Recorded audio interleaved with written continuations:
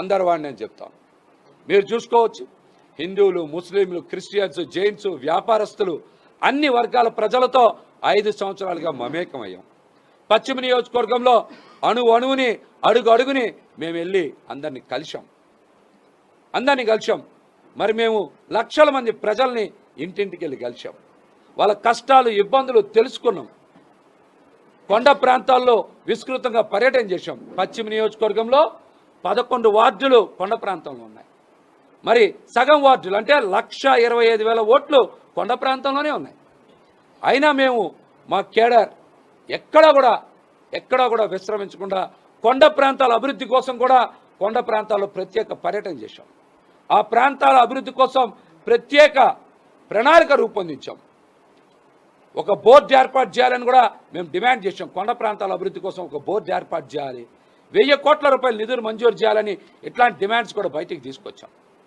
పశ్చిమ నియోజకవర్గ ప్రజలు పశ్చిమంలోనే సొంత ఇంటి కల సాకారం అవ్వాలనేటువంటి డిమాండ్ని బయటికి తీసుకొచ్చాం. అందుకు సంబంధించిన స్థలాల్ని అన్వేషించాం. 30,000 ఇళ్ళు కట్టడానికి కూడా ఇక్కడ ప్రొవిజన్ ఉంది, స్థలాలు ఉన్నాయని కూడా మేము ప్రజలకు తెలియజేశాం. నియోజకవర్గం గురించి అణువు మాకు తెలుసు. ప్రజలతో మమేకం అయిపోయి ఉన్నాం. ఈ రోజున అనేక మంది, చాలామంది మాట్లాడుతున్నారు. పశ్చిమ నియోజకవర్గ సీటు జనసేన పార్టీ తరఫున పోతిని మహేష్కి ఇవ్వడమే న్యాయం, ధర్మం అని పవన్ కళ్యాణ్ గారికి విజ్ఞప్తి చేస్తా ఉన్నాం. మళ్ళీ చెప్తా ఉన్నా, ఈ సీటు కష్టానికి, విధేయతకి ఇచ్చేటువంటి గుర్తింపు అని కూడా ఈ సందర్భంగా తెలియజేస్తున్నా. రాజధాని ప్రాంతంలో జనసేన పార్టీ ఉనికి, జనసేన పార్టీ జెండా రెపరెపలాడాలంటే పశ్చిమ నియోజకవర్గంలో పోతిని మహేష్కి సీట్ ఇస్తేనే ఇవి జరుగుతాయని కూడా ఈ సందర్భంగా తెలియజేస్తున్నా. నేను పక్కా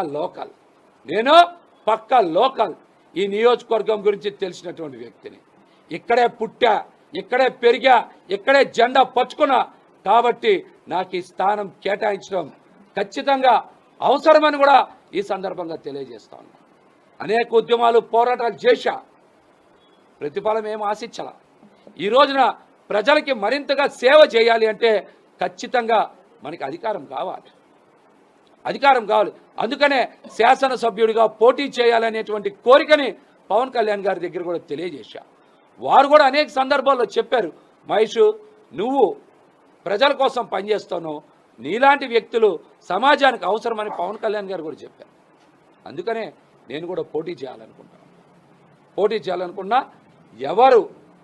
ఎవరు ఎన్ని ఆశలు పెట్టుకున్నా కూడా, ఎన్ని ప్రయత్నాలు చేసుకున్నా కూడా జనసేన పార్టీ తరఫున పశ్చిమ నియోజకవర్గ అసెంబ్లీ సీట్ పోతిని మహేష్కి కేటాయిస్తేనే ప్రజలు కూడా హర్షిస్తారు.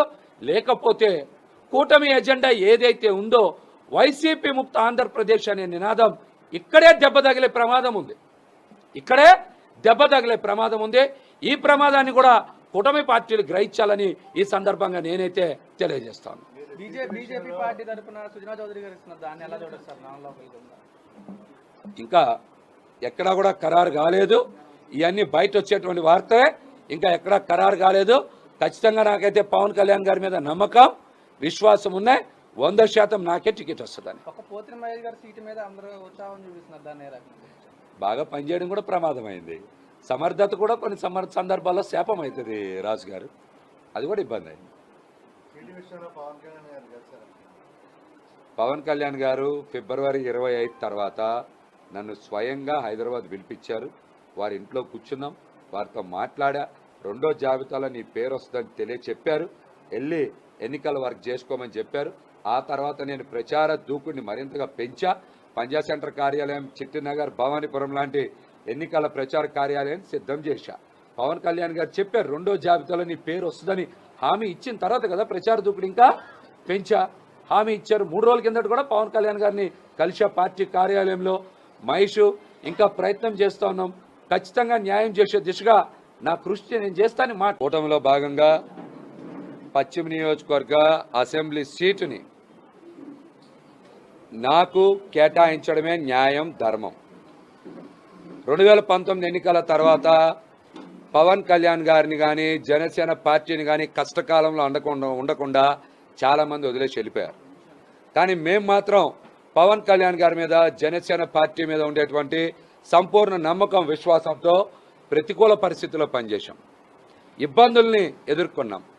ఆర్థికంగా చాలా పెద్ద ఎత్తున మేమందరం కూడా మా శక్తి వంచన లేకుండా పార్టీ అభివృద్ధి కోసం మేము కూడా మా స్థాయికి మించి నాతో పాటు చాలామంది నాయకులు ఖర్చు చేశారు పార్టీ పునాదులు వేయడానికి, పార్టీని రాజధాని ప్రాంతంలో నిర్మాణం చేయడానికి, పార్టీ జెండాని రాజధాని ప్రాంతంలో రెపరెపలాడించడానికి నాతో పాటు చాలామంది కష్టపడ్డారు.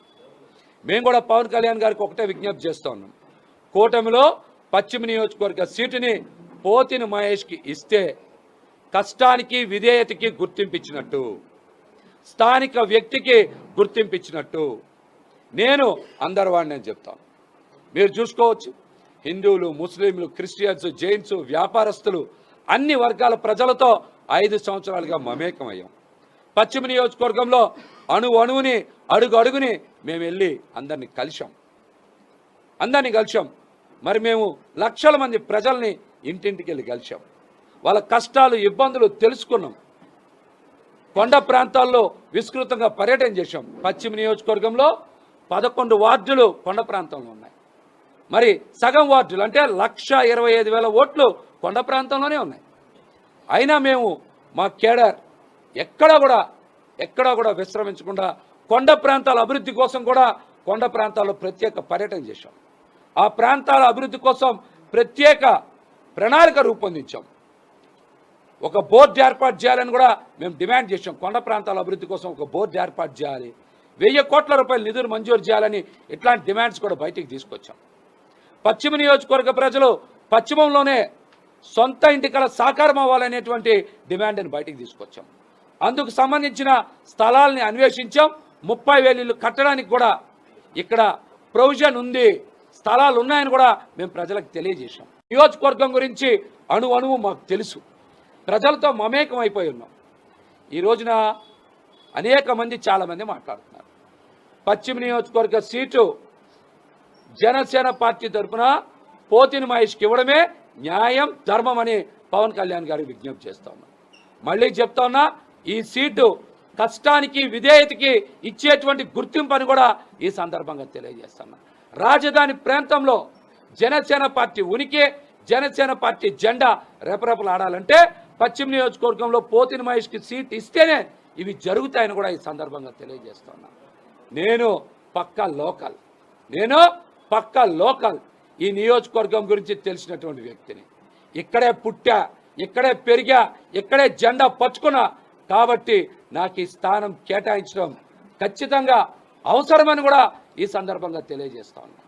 అనేక ఉద్యమాలు, పోరాటాలు చేశా, ప్రతిఫలం ఏం ఆశించాల.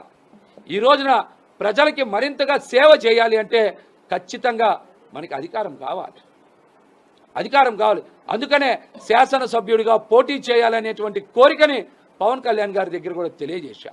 వారు కూడా అనేక సందర్భాల్లో చెప్పారు, మహేష్ నువ్వు ప్రజల కోసం పనిచేస్తావు, నీలాంటి వ్యక్తులు